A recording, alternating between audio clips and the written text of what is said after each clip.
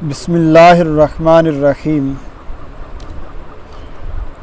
مفسدات صلاۃ نماز کو فاسد کرنے والی امور اور چیزوں کا بیان چل رہا ہے، اور آخری سبق ہے اس کا۔ تقریباً 70 کے قریب انہوں نے جو مفسدات تھے وہ میں نے بیان کیے، آج آخری ہے۔ آگے کہتے ہیں کہ منہ کے اندر نمازی کے منہ میں پان تھا یا اسی طرح کوئی اور چیز تھی، میٹھی چیز، ٹافی ہو گئی جو، اور اسی حالت میں نماز شروع کر دی،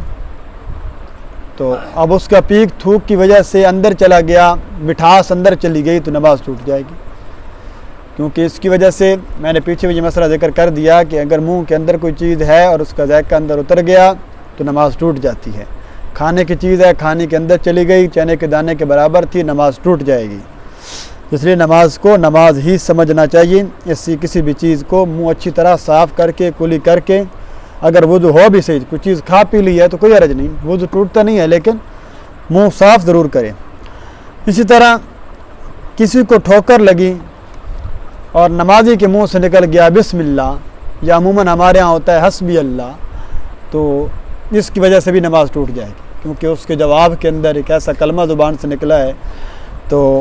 گویا کہ یہ بات بن گئی، تو اس وجہ سے نماز ٹوٹ جائے گی۔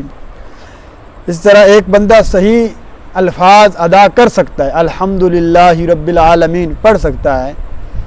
اب سستی کی وجہ سے یہ ایسی بات آیا اور پڑھ دیا الحمدللہ، اب بالکل ہا نکال دی، ہا،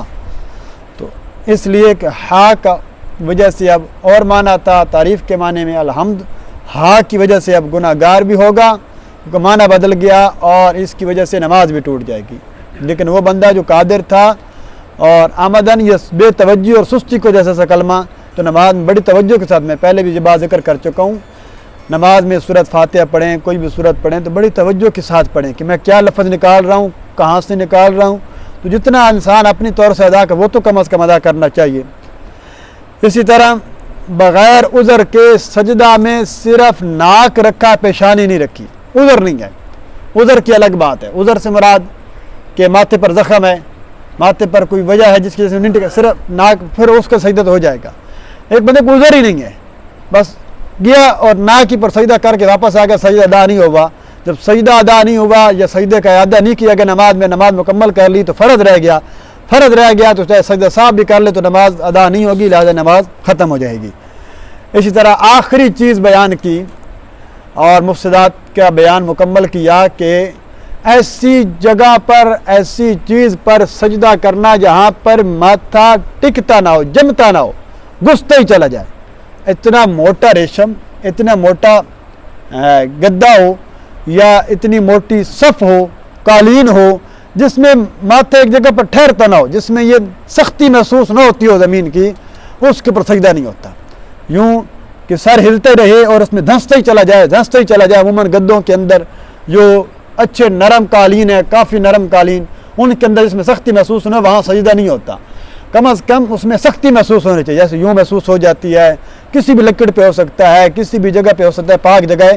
صرف ایسی جگہ جہاں پر سر ٹک نہ پایا ہو، جمتا نہ ہو،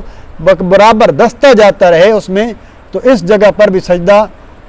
چاہے جائے کہ وہ پاک ہو، چاہے جتنی بھی ہو، لیکن اس لیے کہا تو اتنی اعلیٰ یا اتنا نرم چیز کے اندر سجدہ نہیں کرنا چاہیے، کم از کم جس کے پر سر ٹھہر سکے۔ یہ ابتدا سے لے کر انتہا تک بڑی تفصیل کے ساتھ حضرت نیلوی شاہ صاحب نے ان چیزوں کو جمع کیا جن کی وجہ سے نماز ٹوٹ جاتی ہے۔ تو اب یہ ہمارے اور آپ کے اوپر لازم ہے کہ ان باتوں کا خیال بھی رکھنا ہے، لوگوں تک بات پہنچانی بھی ہے، جہاں کہیں بھی نقص دیکھیں انہیں بتائیں کہ بھائی اس وجہ سے نماز ٹوٹ جاتی ہے، ان چیزوں کو یاد رکھنا چاہیے۔ نماز کے بڑے مسائل ہیں، تو ان مسائل کو بندہ انسان یاد کر کے چلے گا، ہر مسئلے کے سیکھنے کا الگ الگ ثواب بھی ملے گا۔ اللہ تعالیٰ سے دعا، اللہ تعالیٰ دینی احکام کی سمجھ عطا فرمائے اور عمل کی بھی توفیق عطا فرمائے۔